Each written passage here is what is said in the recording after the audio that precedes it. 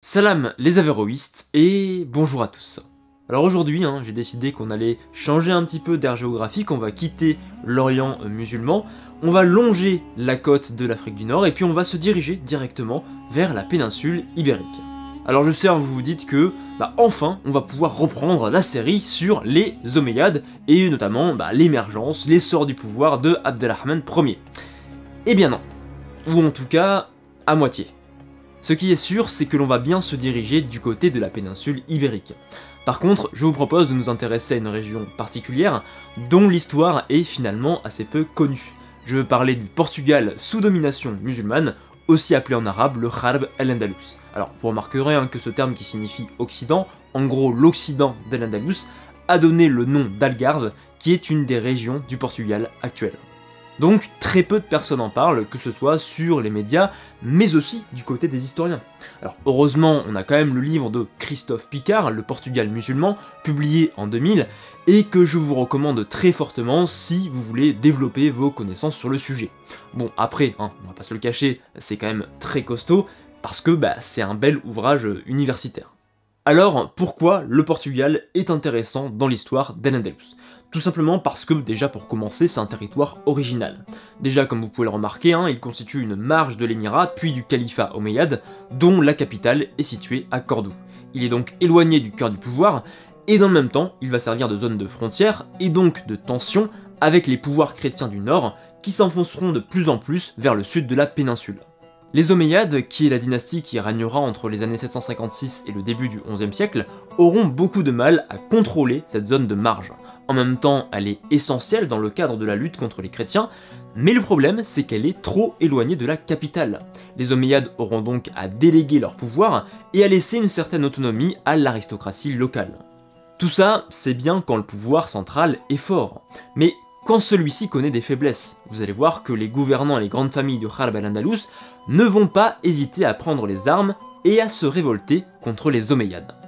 Mais avant de foncer tête baissée dans l'histoire de cette région si particulière, il est important de remettre les choses dans leur contexte et de comprendre comment ce territoire a été conquis par les forces musulmanes. Pour vous faire un bref rappel, car on l'a déjà abordé dans une précédente vidéo, la conquête de l'Hispanie visigothique a été effectuée entre les années 711 et 717. Elle a vu les forces conjointes des Berbères et des Arabes, menées par Tariq ibn Ziyad et Moussa ibn Nusayr, s'emparer de la quasi-totalité de la péninsule. Quasi-totalité car le problème c'est qu'il restait un territoire chrétien, au nord, qui était parvenu à résister à la pression musulmane. Cette région c'est celle des Asturies. Très montagneuse et difficile d'accès, elle a servi de refuge aux grands seigneurs visigoths ainsi qu'à une partie de la population chrétienne. Et c'est à partir de ce territoire que les pouvoirs chrétiens vont peu à peu s'étendre vers le sud, menaçant dangereusement les musulmans d'Al-Andalus. Mais que se passe-t-il pour le Portugal, qui je le rappelle d'ailleurs n'existe pas en tant que tel à l'époque, bien sûr. Eh bien, on est quand même bien assez embêté pour retracer le parcours de la conquête. Même si on sait que l'intégralité du territoire a été capturée, par manque de sources, les historiens sont incapables d'esquisser une chronologie des événements. Ça tombe bien, ces aspects militaires ne sont pas si importants que ça, même si certains d'entre vous, je le sais, aiment tout particulièrement la baston, je me doute. Ils ne sont pas importants parce que le plus intéressant ce n'est pas de savoir qui a été conquis et à quelle date, mais surtout comment la conquête s'est effectuée. Car, comme pour le reste d'Al-Andalus, on a deux modalités principales. Soit la conquête par les armes, soit la conquête dite pacifique, en concluant des traités avec l'ennemi. C'est essentiel de le comprendre, car c'est en fonction du comportement de l'adversaire que des dispositions vont être prises par rapport aux dirigeants visigoths et aux populations chrétiennes. S'il y a résistance, les musulmans s'emparent des terres et des biens des vaincus, et s'il y a une capitulation, alors aussi bien les seigneurs que les habitants autochtones conservent leurs biens et leur organisation interne, tout en devant payer des taxes, en l'occurrence la jizya et le kharaj. Ainsi, si on devait résumer les choses, le nord du territoire jusqu'à Ourense aurait été conquis par la force. Mais attention, il s'agit d'une zone montagneuse, ce qui signifie que les musulmans n'ont pas pu la contrôler totalement, et qu'ils ont été contraints de passer des accords avec la population locale. Des habitants sont donc restés largement autonomes, et les seigneurs visigoths ont globalement conservé leur pouvoir et leurs propriétés foncières. Heureusement, c'est un peu plus clair pour le reste de la région. À l'est, la ville de Mérida aurait été prise par la force, au sud, la zone entre le Cap Saint-Vincent, Séville et Béja aurait été acquise à la fois par la guerre et par des traités, et enfin, pour le centre, entre Lisbonne et Coimbra, ce sont majoritairement les accords passés avec les populations qui auraient permis de contrôler le territoire. Pour information, ces traités auraient été conclus par Abdelaziz, le fils de l'ancien gouverneur et conquérant Moussa ibn Nusayr. Du coup, vous l'avez vu, quand je parle de Harb el-Andalus, je fais référence à un territoire qui est un peu plus vaste que le Portugal actuel, avec Mérida et Badajoz à l'est, qui seront deux localités essentielles, et surtout Séville au sud-est, qui sera toujours considérée comme la capitale du Harb, et où seront prises les décisions les plus importantes. La conquête est donc à présent réalisée, et certains conquérants se sont installés sur place. On trouve des Arabes dans le sud du Tage, notamment dans les régions d'Algarve et d'Alentejo, avec quelques milliers d'hommes, puis des Berbères, surtout localisés au nord, et ensuite dans le sud et à Mérida, mais de manière quand même moins nombreuse. Et enfin, des populations locales qui sont nombreuses à avoir conservé leur autonomie, en particulier au centre et au nord. Parmi ces groupes, les grandes familles ou tribus, qu'elles soient visigothiques, arabes ou encore berbères, s'installent dans les principales villes de la région et au sein des anciens domaines romains, à l'image de Milreu dans l'Algarve. Seulement, comme je vous l'ai dit, le petit problème, c'est que le Harb est assez éloigné du centre du pouvoir représenté par Cordoue. Les dirigeants doivent donc déléguer leur autorité à des subalternes. Alors, sur le principe, pas de souci, sauf que tout ça, ça marche surtout quand le pouvoir central est fort. Mais le problème, c'est que dès le 8e siècle, il y a des instabilités, des tensions au sein du territoire d'Al-Andalus. Avec d'abord des rivalités sanglantes entre les différents gouverneurs, notamment au cours des années 740, parce que je vous le rappelle dans la précédente vidéo, il y en a quand même un qui s'est fait crucifier par son adversaire, juste pour vous donner un degré sur l'échelle de la violence. Sans compter qu'est venu s'ajouter un autre prétendant au pouvoir, Abderrahman. Venu d'Orient où sa famille, l'ancienne dynastie des Omeyyades, s'est faite massacrer par les Abbassides, il arrive dans la péninsule ibérique en 755, ajoutant un peu plus de désordre dans une situation qui déjà ne respirait pas la stabilité. À côté de ça, le Harb va subir deux événements marquants. La révolte berbère au début des années 740 et la terrible famine de la première moitié des années 750, ce qui a pour résultat le retrait des populations berbères de la Galice et du nord du Portugal en direction de la Sierra des Guadarrama et même plus à l'est vers Mérida et Tolède. Un déplacement qui permet donc aux chrétiens du nord, déjà majoritaires, d'acquérir encore plus de pouvoir et d'autonomie. Mais en 756, le dernier gouverneur d'Al-Andalus est vaincu par ce fameux Abderrahman qui donne naissance à l'émirat omeyyade de Cordoue. Seulement, s'il tente de consolider son pouvoir et d'en finir avec cette instabilité chronique, il a été lui aussi victime de dissensions internes. Et le pire dans tout ça, c'est que ses principaux opposants ne sont pas ses anciens ennemis, mais les mêmes personnes qui l'ont porté au pouvoir. En l'occurrence, il s'agit du clan yéménite des Yarsoubi, originaire du sud de la péninsule arabique.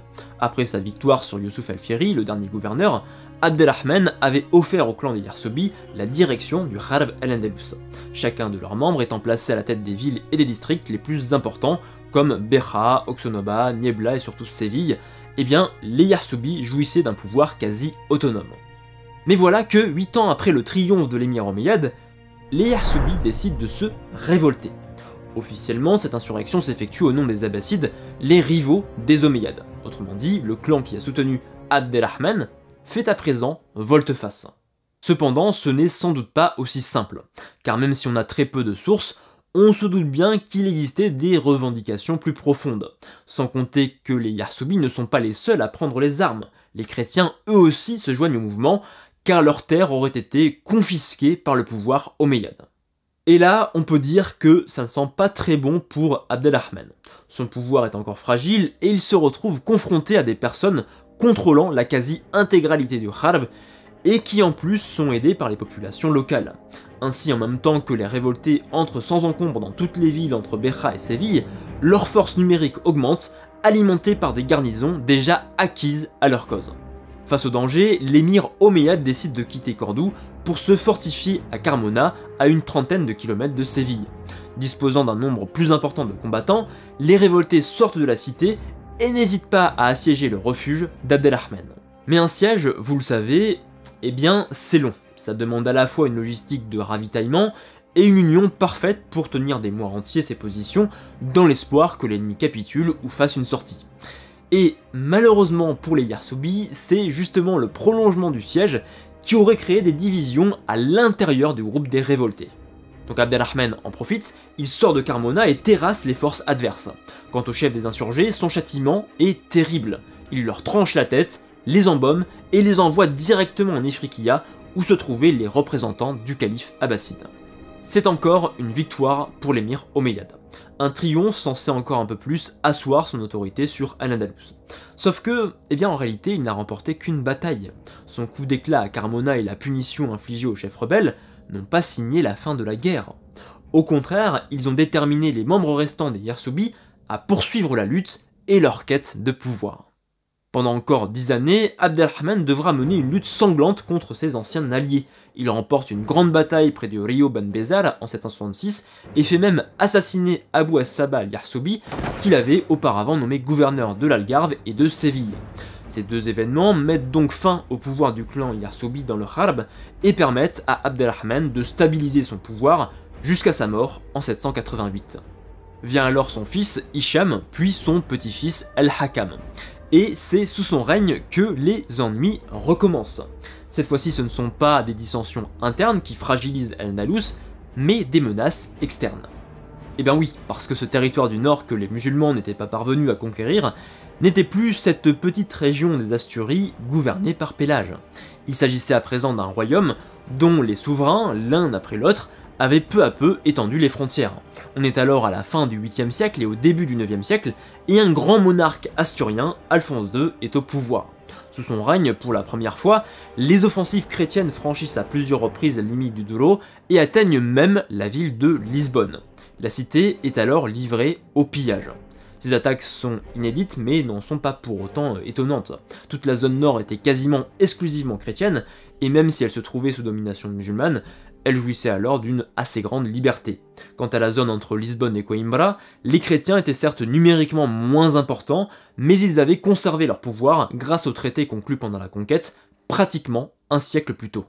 Avec ces offensives menées par Alphonse II, la frontière entre le royaume asturien et Al-Andalus se consolide avec une sorte de zone tampon au nord, avec des territoires chrétiens qui passent d'un pouvoir à l'autre, ou sont la cible de razzias menées tant par les Asturiens que par l'émir omeyyade.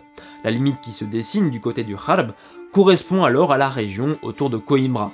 Quant à l'est, autour de Mérida et de Badajoz, des localités fortifiées sont construites, comme à Cáceres, Trujillo, Alcántara et Coria, autant de points d'appui destinés à mener des opérations guerrières vers le nord. À ce moment-là, le Harb al-Andalus se divise en différents districts que l'on appelle en arabe des Kouar. Chacune de ces entités est dirigée par un wali, un gouverneur, dont la mission était à la fois de gérer le versant militaire et économique, tout en maintenant l'ordre. En sachant que le Harb a compté au maximum 10 districts, dont les principaux sont Beja, Silves, Alcácer do Sal, Santarém, Lisbonne, Indania ou encore Coimbra. Mais revenons-en maintenant au versant politique. Après les attaques d'Alphonse II, l'émir omeyyade, Al-Hakam Ier, réagit et récupère les régions plus ou moins soumises et surtout saccagées par les Asturiens. Et à ce moment-là, la décision qu'il prend sera lourde de conséquences. Car une fois arrivé sur place, l'émir ou ses représentants ont rompu le traité conclu entre les premiers conquérants et la région centrale, située entre les fleuves du Tage et du Mondego. Derrière ça, le but d'Al-Hakam est de renforcer la centralisation du pouvoir en diminuant l'autonomie des provinces. C'est d'ailleurs dans ce même objectif qu'il aurait peut-être installé sa propre administration à Lisbonne et que des premières expéditions guerrières sont lancées à partir de Coimbra. Sauf que, vous vous imaginez bien que tout ça, ça ne va pas dans le sens des populations locales, et surtout de l'aristocratie qui jouissait jusqu'à présent d'une certaine liberté, qui en plus leur avait été concédée de manière légale et officielle. Mais l'émir va aller encore plus loin. Pour asseoir son pouvoir, il décide de se couper des éléments perturbateurs qui s'étaient révoltés sous son grand-père, Abdelrahman Ier. Il fait donc le choix de se séparer des principaux clans arabes pour désormais placer sa confiance dans une aristocratie chrétienne locale originaire du Harb, mais dont la particularité était de s'être convertie à l'islam. Car ce que je n'ai pas dit, c'est que si une partie des chrétiens ont fui lors de la conquête arabo-musulmane, une autre a choisi ou a été contrainte de demeurer sur place. Parmi ces populations, on trouve des élites, d'anciens seigneurs visigoths, mais aussi de grands représentants de l'église chrétienne, comme des évêques. Au sein de ces seigneurs visigoths, une grande partie décide de se convertir à l'islam, peut-être par conviction, mais aussi et surtout pour s'insérer dans les rouages du pouvoir musulman, maintenir leur ancienne position, voire même connaître une ascension sociale. Ces convertis, on les appelle en arabe les Muwaladoun, et c'est justement sur eux que l'émir omeyyade souhaite s'appuyer pour consolider son pouvoir en stabilisant les marges de son territoire. Dans un premier temps, que ce soit sous Al-Hakam puis sous son fils Abdelrahman II, cette tactique, eh bien, elle s'avère plutôt payante. Mais le souci, c'est que cette dynamique des conversions, ajoutée à cette remise en cause du traité d'autonomie, eh bien, ça plaît pas du tout aux chrétiens du Harb, que l'on appelle plus communément les Mozarabes. Et si l'on dessert un peu la focale, on se rend compte que ce problème n'est pas propre à la région occidentale, mais à l'ensemble d'Al-Andalus. Car pour une partie des chrétiens, le 9e siècle représente un temps d'angoisse, celui d'une crise sociale et religieuse. Les conversions se multiplient, et les interdictions qui pèsent sur les chrétiens sont d'autant plus ressenties qu'ils considèrent que le christianisme, et plus largement la culture chrétienne, disparaissent sous leurs yeux. Une crispation qui trouve son expression en 818 dans la révolte du Faubourg, et surtout dans les années 850 avec la révolte des martyrs à Cordoue. Et comme tout ça ne suffisait pas, la décision d'Al-Hakam, en plus de rogner sur l'autonomie des élites locales, revenait aussi à exclure les grands chefs berbères et arabes. Des clans qui, évidemment, ne vont pas rester sans rien faire, alors qu'on est en train, purement et simplement, de leur retirer leur pouvoir. Vous ne serez donc pas étonné si je vous dis que de nouvelles révoltes vont éclater dans le Harb. Le foyer de l'insurrection se trouve cette fois-ci à Mérida. C'est dans cette ville qu'en 828, des chrétiens prennent les armes et sont soutenus en cela par l'ensemble de la région centrale, privée de son autonomie. On en a d'ailleurs le témoignage de cette motivation dans la lettre qu'ils adressent au souverain carolingien, en l'occurrence Louis le Pieux, dans laquelle ils se plaignent d'une hausse des impôts de la part de l'émir. Cette révolte de 828 conduit à un acte rare et violent, puisque le gouverneur de la ville, un chrétien converti, un Moualad, Marwan al-Jiliki, est tout bonnement assassiné par les insurgés. Rebelles qui sont à la fois des chrétiens et des berbères, preuve que les nouvelles décisions politiques de l'émir pouvaient courroucer à la fois les Mozarabes et les musulmans. 2 années plus tard, en 830, Abdelrahman est quand même parvenu à mater cette révolte, puis à nommer un nouveau gouverneur. Mais l'année suivante, la ville se révolte à nouveau. Et cette fois-ci, il faut mener 2 sièges, en 832 puis en 833, pour obtenir la reddition de Mérida. Pour éviter toute récidive, l'émir omeyyade commence par nommer un autre gouverneur, et surtout par construire une forteresse en pleine ville, l'Al-Kasaba. Le but de cette nouvelle construction était de contrôler le pont sur le Guadana, et donc l'entrée de Mérida, afin de prévenir ainsi toute nouvelle sédition. D'ailleurs, on retrouve la même stratégie du côté d'autres villes, comme par exemple Tolède, Séville ou encore Béja. Seulement, eh bien, il y a des leçons à tirer de cette révolte. D'abord, cette politique visant à favoriser les grandes familles de convertis en les plaçant à la tête de l'administration a créé des tensions à la fois chez les musulmans, les berbères et les arabes, et une partie des chrétiens. En dehors de Mérida, des luttes sanglantes ont alors opposé clans arabes et clans autochtones, comme c'est le cas à Séville ou encore à Saragosse. Ensuite, cet échec de la révolte, et à travers lui celle des chrétiens, sanctionne la fin du rôle politique des Mozarabes dans la vie sociale et politique du Harb el-Andalus. À compter du 9e siècle et surtout du 10e siècle, le nombre de chrétiens a très fortement décliné, une grande partie des églises ont été remplacées par des mosquées, et l'arabe a définitivement remplacé le latin dans l'administration, voire même dans la vie quotidienne des populations. Plus largement, on assiste donc au triomphe des normes culturelles islamiques qui peu à peu remplacent la culture et les mentalités chrétiennes. Les grands acteurs de ce 9e siècle, ce sont donc les Muwaladoun, un constat qui va se vérifier sous le successeur d'Abdelrahman, Muhammad Ier, qui à son tour verra le Harb se dresser contre lui. On est alors en 868, pile poil 40 ans après la révolte de Mérida, quand éclate l'une des 2 révoltes les plus importantes qu'ont dû affronter les Omeyyades et qu'on appelle la première fitna. Lors de cette insurrection, 4 acteurs se sont illustrés, dont 2 dans le Harb. Les Banu Qasi à Saragosse, Ibn Afsoun dans le sud à Boubastro, les Banu Hajjaj à Séville, et enfin les Banu Marwan à Badajoz. Tous ces chefs, et en particulier Ibn Afsoun, ont menacé très dangereusement les Omeyyades. Mais dans le cadre du Harb al-Andalus, ce qui nous intéresse, ce sont les Banu Marwan, et plus précisément leur chef, Ibn Marwan al-Jiliki. D'abord parce qu'il s'agit encore une fois d'une famille de Muwaladoun. Ensuite parce que son but, comme la majorité des révoltés, ce n'est pas de renverser définitivement l'émir omeyyade ou de contester sa légitimité, mais simplement d'acquérir une plus grande autonomie. Emprisonné une première fois à Cordoue après son insurrection, il se réfugie ensuite à Badajoz entre 875 et 876. Par la suite, avec l'aide d'un autre chef converti à l'islam, il bat une première armée omeyyade. Mais le plus intéressant, c'est qu'il livre le général à Alphonse III, le souverain chrétien des Asturies. Il va même aller encore plus loin en trouvant refuge auprès d'Alphonse III et en se plaçant à son service jusqu'en 884. Et puis, après avoir changé de camp, le revoilà en Al-Andalus et surtout à Badajoz. Il décide alors de faire de cette localité une ville à part entière et la capitale de la région qu'il est censé gouverner. Sauf que vous me direz qu'il est quand même assez gonflé, le personnage. Il s'est révolté contre l'émir, et en plus de ça, il est passé du côté chrétien. Eh bien, figurez-vous que malgré tout ça, après quelques résistances quand même, l'émir décide de légitimer officiellement son pouvoir.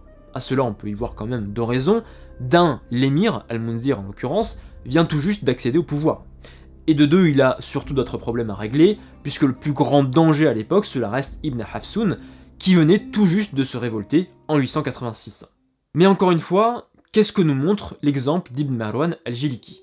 D'abord, il nous prouve que le fait de passer d'un pouvoir musulman à un pouvoir chrétien n'est pas quelque chose d'irréversible. On peut très bien revenir du côté musulman sans passer pour un affreux renégat. Et ça c'est intéressant, car c'est pas forcément quelque chose que l'on arrive à concevoir aujourd'hui, avec l'idée d'une opposition frontale entre d'un côté l'islam et de l'autre chrétienté, le fameux choc des civilisations. Ensuite, l'exemple d'Ibn Marwan souligne le fait que ces chefs Muwalladun, donc des convertis, n'ont pas pour objectif de renier la légitimité des Omeyyades. Au contraire, ils ont bien compris les rouages du pouvoir, se sont imprégnés de la culture politique arabo-musulmane, et s'ils se rebellent, c'est avant tout pour acquérir une plus grande autonomie.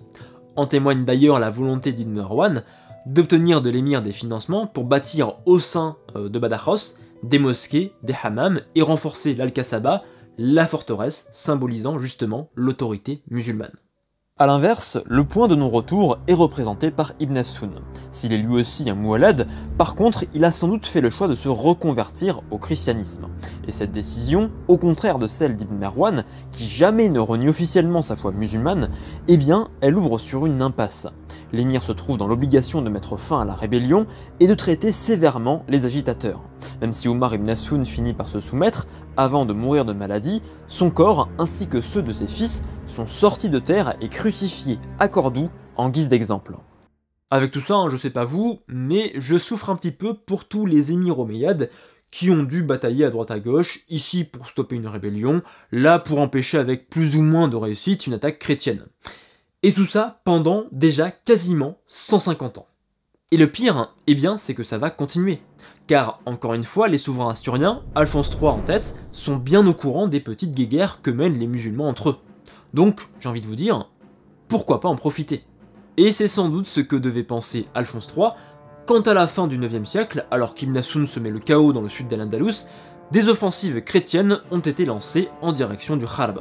Cette fois-ci, si les Asturiens ne s'enfoncent pas jusqu'à Lisbonne, ils conquièrent Coimbra et repoussent les frontières jusqu'à cette ville. Du côté chrétien, cette victoire permettait de sécuriser la Galice, tandis que du côté musulman, c'était dorénavant Santarém qui devenait la nouvelle place forte contrôlant la vallée du Tage. Pendant ce temps, l'émir était incapable de réagir. Pour lui, il fallait d'abord en finir avec Ibn Hafsun et ses alliés. Une opération qui a pris du temps puisqu'il a dû reprendre tout le territoire conquis par les insurgés. Séville elle-même, avec à sa tête les Banu Hajjaj, soutien de circonstance d'Ibn Hafsun, a dû être mise au pas en 914. Ce n'est qu'une quinzaine d'années plus tard, en 929, que le regard de l'émir se tourne vers le Harb et les derniers foyers de révolte. Mérida et Santarém sont prises immédiatement, tandis qu'il a fallu bombarder Beja pour obtenir sa reddition. S'ensuit la reconquête de l'Algarve et de la ville d'Auric, suivi de la soumission de nombreux chefs de la région. Enfin, Badajoz, une première fois assiégée sans succès, est enfin investi par les troupes omeyyades. Tous ces succès sont liés à un homme, l'émir Abderrahman III. Il est sans doute la grande figure qui vous vient à l'esprit quand on parle des Omeyyades de Cordoue, car c'est sous son règne qu'un véritable redressement, à la fois politique et économique, se produit, et qu'Al-Andalus, bien sûr, connaît un très grand essor culturel. Sur le plan politique, Abderrahman réorganise l'administration. Là où ses prédécesseurs s'appuyaient majoritairement sur une aristocratie locale, le nouvel émir décide de privilégier des personnes extérieures à la région gouvernée.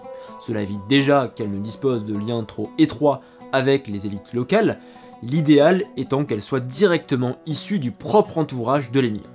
En plus de ça, un autre garde-fou intervient puisque, normalement, chaque gouverneur était renouvelé tous les 4 ans.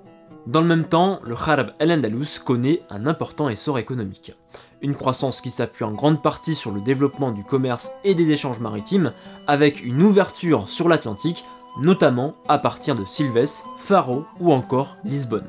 Des transactions supportées par une production agricole et minière dynamique, que ce soit dans la presqu'île de Setoubal ou dans le sud-est de l'Algarve. L'émergence de ces richesses profite aussi au pouvoir omeyyade, qui en ponctionne une partie à travers bien évidemment les taxes. Abdelrahman en profite pour bâtir de nouveaux complexes, comme la ville palatiale de Medinat az-Zahra, mais aussi pour entreprendre ou accentuer des changements dans le domaine militaire. Et c'est justement ça qui nous intéresse, car les modifications entreprises dans le domaine de la guerre ont directement impacté le Harb.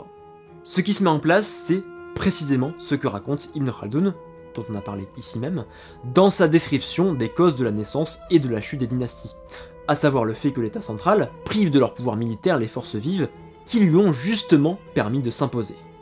Et ce schéma, eh bien on le retrouve en Al-Andalus, puisque avant même Abdelrahman, les émirs omeyyades ont voulu se débarrasser des principaux clans berbères et arabes, grâce auxquels les dirigeants musulmans avaient pourtant dominé la péninsule.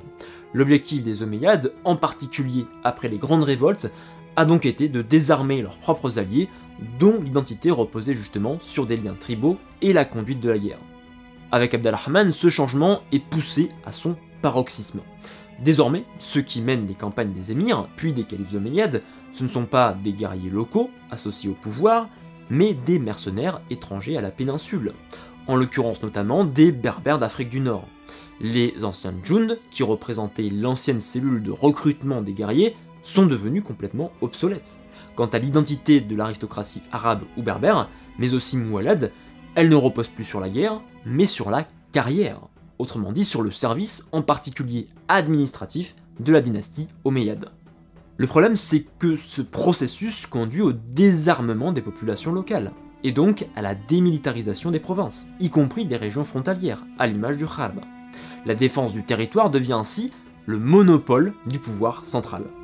Mais le truc, c'est que ce changement possède deux aspects, à la fois positifs et négatifs, un petit peu comme une pièce de monnaie où les deux faces sont finalement indissociables. D'un côté, il permet la pacification du territoire, propice à la stabilisation du pouvoir et à la croissance économique, mais ça marche surtout sur le court terme. Sur le long terme, par contre, ce désarmement fragilise les zones de marge, comme le Harb, qui se trouve alors démuni face à la menace chrétienne. Tout en gardant en tête que cette organisation n'est viable que dans une seule et unique configuration, celle d'un État fort. Si le souverain ne gagne plus de bataille, ne possède pas assez d'argent pour payer grassement ses mercenaires, ou bien qu'il est tout simplement trop faible pour gouverner, il est plus avantageux pour les mercenaires de renverser le monarque et de s'emparer de son pouvoir en même temps que de ses richesses. Pour autant, les règnes d'Abdelrahman III et de son successeur Al-Hakam II sont décrits comme représentant l'apogée culturelle et politique d'Al-Andalus, avec en plus en 929 la proclamation du titre de calife, se faisant alors l'égal des Fatimides et surtout des Abbassides. Seulement, qui dit apogée dit aussi déclin, et ce processus de démilitarisation, associé à l'appui quasi exclusif sur les troupes de mercenaires berbères, constitue les premières failles qui vont fragiliser les fondations du califat omeyyade et déboucher sur sa destruction totale et définitive. D'ailleurs, la crise ne tarde pas à arriver. Après la mort d'Al-Hakam II en 976, son fils lui succède. Seulement, il n'a que 12 ans et est donc incapable de gouverner. Il devient alors une marionnette entre les mains des principales figures de pouvoir, et en particulier du ministre, le vizir Al-Mansour. Pour autant, cette période est très loin d'être la pire du califat. Au contraire, le pouvoir est tenu de main de maître par Al-Mansour, et ce sur une période assez longue, entre 976 et 1002. Surtout Al-Mansour s'illustre par ses prouesses militaires qui surpassent tous les califes réunis. Des offensives sont lancées en direction du nord, et pour la première fois la frontière est repoussée au-delà du Douro, voire même jusqu'au Minho. Coimbra est reprise, puis repeuplée, et en 997, Al-Mansour, accompagné par des seigneurs chrétiens, pille Saint-Jacques de Compostelle au nord-ouest de la péninsule. Mais à tout ça, eh bien c'est qu'il y a un petit bémol. C'est que pour se maintenir au pouvoir et obtenir ses succès, Al-Mansour a utilisé une double stratégie. D'un côté, il a viré toute la bureaucratie omeyyade pour la remplacer par ses propres fidèles, ce qui concourt un peu plus à la désorganisation du califat, et puis à l'inverse, dans la même lignée que ses prédécesseurs, il s'appuie à nouveau sur des combattants berbères originaires du Maroc actuel. Autrement dit, tout se passe bien tant qu'Al-Mansour est au pouvoir, puisque c'est un dirigeant autoritaire et puissant. Mais une fois qu'il meurt, en 1002, eh bien, le château de cartes s'effondre. Dans les années qui suivent, et surtout après la mort de l'un des fils d'Al-Mansour en 1008, des conflits internes éclatent et diverses factions s'opposent, parmi lesquelles nos fameux mercenaires berbères. Ils sont les principaux acteurs de cette ultime révolte, allant jusqu'à piller la capitale, Cordoue, en 1013. Cette seconde fitna annonce l'émergence d'une nouvelle époque, celle des taïfas, un terme dépréciatif utilisé par les auteurs arabes pour désigner tous ces états issus de la chute des Omeyyades et du morcellement d'Al-Andalus. Parmi les principaux pouvoirs, eh bien, on peut citer les Banu Hamoudides, issus des éléments berbères, et formant la dynastie des Hamoudides, puis les Amirides, les Irides ou encore les Toujibides au nord. Et puis pour ce qui est du Harb, les élites au pouvoir ont proclamé assez tardivement finalement leur indépendance. Mais comme pour Al-Andalus, la région se fracture, avec les Banu Yahya al-Yasoubi à Niebla, les Banu al-Bakri à Ouelba et Saltes, les Banu Haroun à Oxonoba, les Banu Mouzayn à Silves, les Aftasides à Badajoz et enfin les Abadides à Séville. Dans le Harb, les deux pouvoirs les plus importants et qui vont être de grands rivaux, ce sont d'un côté les Aftasides et de l'autre les Abadides. Là encore, le but de ces pouvoirs, en tout cas pour la partie occidentale, ce n'est pas de renier la légitimité du califat omeyyade. Au contraire, les taïfas possèdent le pouvoir, certes, mais ce qui leur manque, c'est justement la légitimité. Et comme on le verra dans le futur épisode sur Al-Andalus, leur objectif a été de s'inscrire dans la continuité du califat omeyyade de Cordoue. Au final, ce sont bien les Abadides qui s'imposent. Ils triomphent une première fois des Aftasides en 1029 ou en 1030, en s'emparant de Beja, puis en 1051 à Évora, leur ouvrant la voie vers la capitale adverse, Badajoz. Dans le même temps, ils annexent les autres pouvoirs de la région, que ce soit Mertola, Niebla, Huelva Saltes, Oxonoma ou encore Silvestre. Même les petits états berbères du sud, alliés des Hamoudides et des Irides, tombent à leur tour, principalement à Ronda et Arcos. Derrière ces succès à répétition, les deux grands souverains abadides, Al-Mortadid puis Al-Mortamid, ont l'ambition de réaliser la réunification d'Al-Andalus. Seulement, encore une fois, les dirigeants musulmans n'évoluent pas dans un vase clos. Alors qu'ils sont occupés à s'entretuer, le royaume chrétien de Castille-Léon, successeur du royaume asturien, en profite tranquillement pour s'enfoncer vers le sud.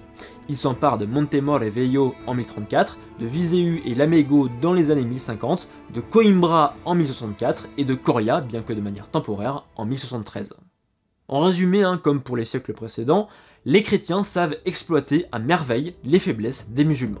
Car en plus de ces victoires, ils sont parvenus à soutirer de l'argent aux taïfas. Les souverains musulmans étant focalisés sur leurs rivalités internes, ils ont conscience de leur incapacité à résister à une potentielle attaque chrétienne. De fait, pour parer à cette éventualité, ils ont accepté de payer des tribus au royaume de Castille-Léon en échange d'un pacte de non-agression. C'est ce qu'on appelle plus couramment la politique des parias, et elle a bien sûr contribué à fragiliser encore un peu plus les pouvoirs musulmans d'Al-Andalus, et au contraire à renforcer les pouvoirs chrétiens du nord. Mais le coup le plus magistral porté par le royaume de Castille-Léon, c'est la prise de Tolède, ancienne capitale des Visigoths, en 1085. Cette fois-ci, les taïfas sont clairement incapables de repousser l'avancée chrétienne, menaçant tout simplement la présence musulmane dans la péninsule. Devant l'urgence de la situation, certains souverains des taïfas ont décidé d'orienter leur regard de l'autre côté du détroit de Gibraltar et de lancer un appel à l'aide à une nouvelle dynastie originaire d'Afrique du Nord, les Almoravides. Ceux-ci débarquent en Al-Andalus en 1086, obtiennent des premières victoires, mais absorbent aussi, dans le même temps, les États musulmans indépendants. Constatant la menace que représentaient les Almoravides pour leur propre autonomie, les Aftasides de Badajoz décident de s'allier à Alphonse VI en 1094 en échange de la cession de Lisbonne, Sintra et Santarém. Autrement dit, on est à la toute fin du XIe siècle et le territoire de Harb al-Andalus s'est réduit de moitié. Les musulmans ont perdu toute la partie nord, la partie centrale, et il ne leur reste plus que les régions du sud et celles de Badajoz et de Mérida. Le danger est très important et il est urgent pour les musulmans de réagir. Les taïfas sont à présent trop faibles pour tenir tête aux chrétiens Et c'est donc par des dynasties berbères, les Almoravides puis les Almohades, que passera le salut des musulmans. Mais tout ça, ce sera pour une prochaine vidéo, car aujourd'hui c'est simplement le premier épisode qui s'inscrit dans une série dédiée au Portugal qui comptera 3 épisodes. Pour finir, je vous propose de dresser un petit bilan. Dans ce premier épisode, on a abordé ensemble 400 ans d'histoire, de la conquête dans les années 710 au délitement d'Al-Andalus et du Harb au cours du XIe siècle. Et on l'a vu, gérer les marges pour un pouvoir central, c'est quand même quelque chose qui est loin d'être simple. Quand le pouvoir est fort, les choses se passent plutôt bien, mais à la moindre faiblesse, à la moindre crise de succession, les provinces éloignées de la capitale, ici en l'occurrence Cordoue, n'hésitent pas à prendre les armes contre leur propre souverain. Dans ce cadre, le Harb a été tout particulièrement actif, avec des aristocraties locales fortes qui peuvent s'appuyer sur les soutiens régionaux pour proclamer leur autonomie vis-à-vis du pouvoir omeyyade. Face à cela, le pouvoir central a bien essayé de contrôler ces foyers d'insurrection, d'abord en se détachant de ses premiers soutiens arabes et berbères, pour venir s'appuyer sur des convertis récents, les Mouwaladoun. Et puis ensuite, en essayant de nommer des personnes extérieures à la province, et si possible dépendantes de l'émir, puis du calife omeyyade. Au final, cette politique a échoué, et on est alors entré dans le schéma d'Ibn Khaldoun, à savoir le désarmement des forces vives, arabes, berbères et Mouwaladoun, et l'appui quasi total sur des forces étrangères, originaires d'Afrique du Nord. Cette politique a conduit à fragiliser les zones de frontières, comme le Harb, à gréver les finances de l'État, et finalement à causer la chute du califat omeyyade. Alors bien sûr, il y aurait d'autres facteurs à mettre en avant, bien évidemment, mais on aura le temps de le faire dans la série dédiée à l'histoire d'Al-Andalus. Ajoutez à ça les divisions entre les musulmans, poussées à leur paroxysme à l'époque des Taïfas, et on comprend comment les pouvoirs chrétiens ont pu peu à peu s'étendre vers le sud et triompher des musulmans. Parce que si on y réfléchit bien, on a 2 fonctionnements tout à fait différents.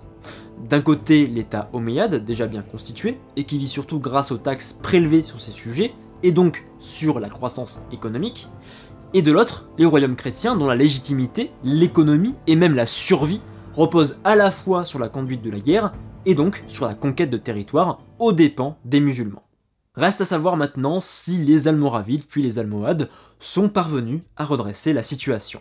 Mais ça, vous le verrez dans le prochain épisode. Donc voilà, j'espère que cette vidéo vous aura plu. N'hésitez pas bien sûr à me faire part de vos commentaires en bas de la vidéo.